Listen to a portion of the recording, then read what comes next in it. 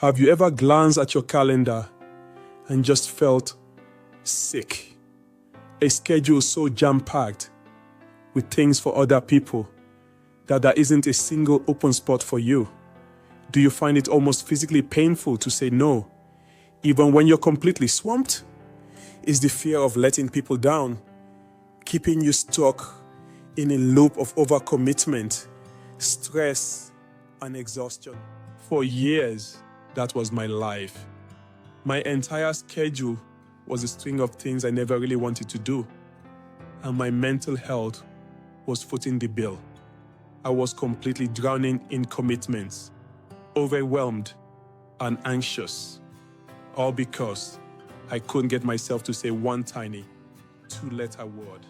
I'll never forget standing under the awful fluorescent lights of my office bathroom. It was 10 p.m. on a Friday.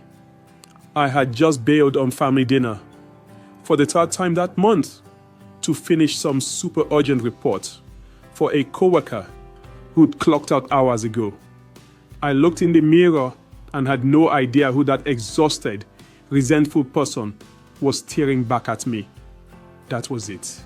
That was the moment I knew something had to give. In this video, I'm going to share how I took my life back by finally mastering that one word, and how you can too. Before that bathroom breakdown, I didn't have a word for what I was. I just thought I was a nice person. You know, a helpful team player, the kind of person who always says yes. But the truth, I was a chronic people pleaser. And people pleasing isn't just about being kind. It's a deep-rooted pattern where you automatically say yes, even when every fiber of your being is screaming no. You dodge conflict like it's danger. You fear disappointing others like it's betrayal. You seek approval by abandoning your own needs over and over. This pattern ran my entire life. I'd take on extra projects at work, knowing it meant another weekend gone. I'd show up to social events when I was completely drained, afraid of seeming flaky or selfish. My own rest, my passions, my sanity, always dead last. But here's what I didn't understand at the time. All that self-sacrifice wasn't noble. It wasn't healthy. It was self-abandonment. And the more I abandoned myself, the more resentful, exhausted, and empty I became. That night in the office wasn't just a low. It was a breaking point. I went home, slept for 12 hours straight, and woke up feeling clear.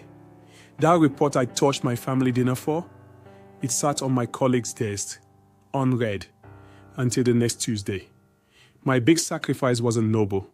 It was pointless. It cost me something important and got me nothing in return.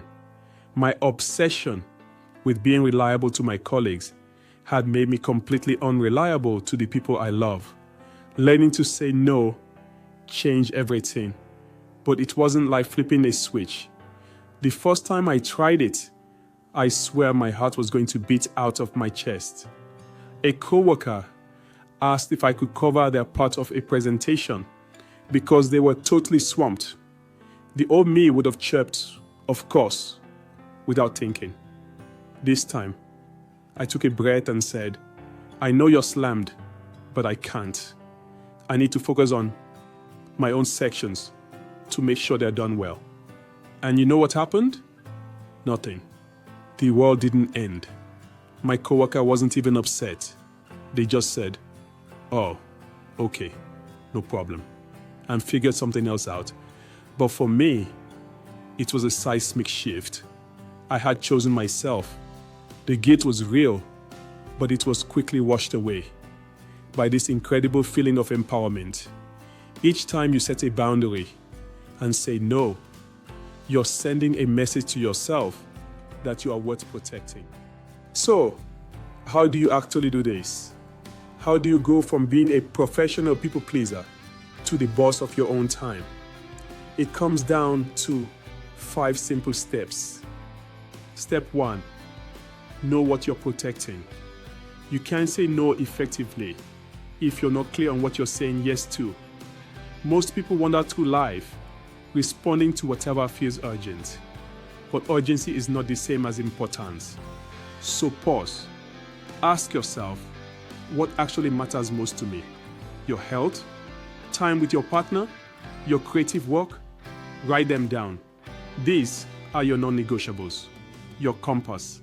Now, when a new request comes in, you hold it up to your compass. If it pulls you off course, the answer is no. Step 2. Build your no muscle. You wouldn't try to bench press 300 pounds on your first day at the gym. Same goes for boundaries. Don't start with your boss. Start small. Say no to a dinner invite you don't want. Say no to a group chat that drains you. Every no is a rep, and reps build confidence. Step 3. Master the graceful no. Saying no doesn't mean you're rude. It means you're clear. Here are a few ways to say no with grace. Thanks for thinking of me, but I'm at capacity right now. I can't commit to that, but I appreciate you asking. That doesn't align with my priorities right now. I don't check emails on weekends, but I'll respond Monday. Short, clear, kind, firm. Step 4. Let go of the guilt. That guilt you feel after saying no is just an echo from an old version of you who thought self-abandonment was the price of love. But you are not responsible for how others react to your healthy boundaries. Say no anyway, with a soft heart and a steady voice. Step 5. Play the long game people. Who say no strategically aren't selfish. They are focused. They protect their time so they can show up with excellence when it does matter. It's not about doing more. It's about doing what's aligned. The person who guards their energy is the one who moves through life with clarity, with purpose, and with peace. For years, I believed that saying yes was how you earned love, how you earned respect, how you proved your worth.